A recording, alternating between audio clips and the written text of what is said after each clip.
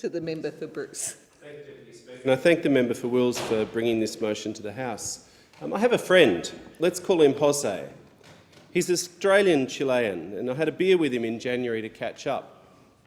And we ended up talking for ages about the situation in Chile. And I'd heard of some unrest, you read the papers, but I hadn't really focused on it or thought much about it.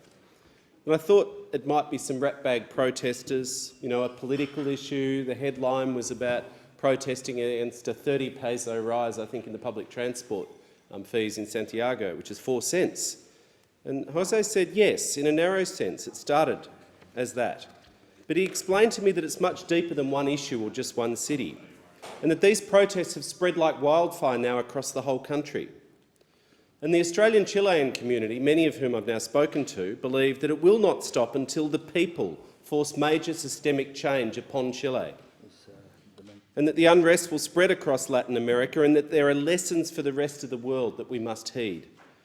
Now, Jose explained to me that in many key respects the neoliberal system began in Chile under the brutal, murderous Pinochet dictatorship in the 1970s. I didn't know this history, but it was a history of privileging private interests and extreme wealth over welfare and the common good of people, and they embedded it in the constitution of Chile. And it's a system which has since then unduly constrained democratically elected governments, progressive governments, from implementing real reforms. They actually can't do it because they're hemmed in by the constitution that protects vested interests. And what this has done has led to massive entrenched inequality, which has become a cancer on the whole society and now threatens the political stability of a country which has been largely stable for decades since the military dictatorship fell. It's funny, of course, that there's no members of the government, isn't it? There's no Libs want to come up and talk about inequality and what it does to a country when it gets out of control. But it is a paradox for those who watch the economic statistics. It's confusing because to much of the global community, Chile is the poster child of Latin America. It's economic orthodoxy. It's got the highest growth rate in Latin America. It's the country that's joined the OECD. It's now a developed country, and you think that's okay. They've implemented decades of market-based reforms and privatisations, and it has the highest GDP per capita in Latin America. So on paper, Chile is the miracle child of Latin America. And as a country that everyone's supposed to aspire to be there, be like Chile, go and look at what they've done. It's evidence of what's possible, apparently. And to numerous visitors to Santiago, the place looks prosperous, first world modern. And I'm embarrassed to say that I was one of those people in 2015 on a work trip in my previous role. I was there for a week in Santiago with universities and TAFEs building education and research partnerships. I spent a week and I stayed in a lovely hotel, went jogging in the mornings, and it looked great. But I never crossed Italy Plaza, I've realised now. I never ventured to the other Santiago, where most people live, where there are slums, shanty towns, and people barely able to exist. For millions of Chileans, the entire system is rigged, and it's been rigged for decades. So despite those headline growth stats, they don't see the benefits from this rise in national income and wealth.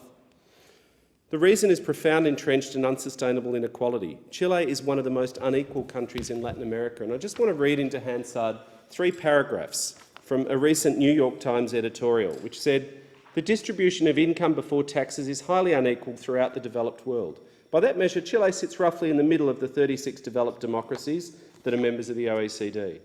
But what makes Chile an outlier amongst all of those 36 developed nations is that the government does less than nearly any other developed nation to reduce economic inequality through taxes and transfers. And as a result, Chile has the highest level of post-tax income inequality among OECD members. Chile is not suffering from a lack of resources, but instead from an unsustainably narrow conception of its obligations to its citizens. The military dictatorship that ruled the country from 1973 to 1990 rewrote the nation's economic laws and policies and reshaped its institutions to encourage free market competition and to minimise the role of government. Its legacy endures. So even after the increases in recent years, the Chilean government still spends a smaller share of total economic output than every other nation in the OECD. Now, correlation, of course, is not causation, but no one can believe it's a coincidence or really claim that the most unequal country in the OECD, the world, has witnessed an outbreak of civil unrest. And so there are lessons for that, for Latin American countries, but also for other developed nations, that as inequality rises and gets out of control, we see what can happen. Governance will break down, civil unrest will emerge. I hope that things are resolved, and I hope that the constitution imposed by the military dictatorship is rewritten from scratch by the people and that ordinary people can peacefully take back their country from the oligarchs without even more serious violent unrests. And I stand with the Australian Chileans in wishing that for their country. I thank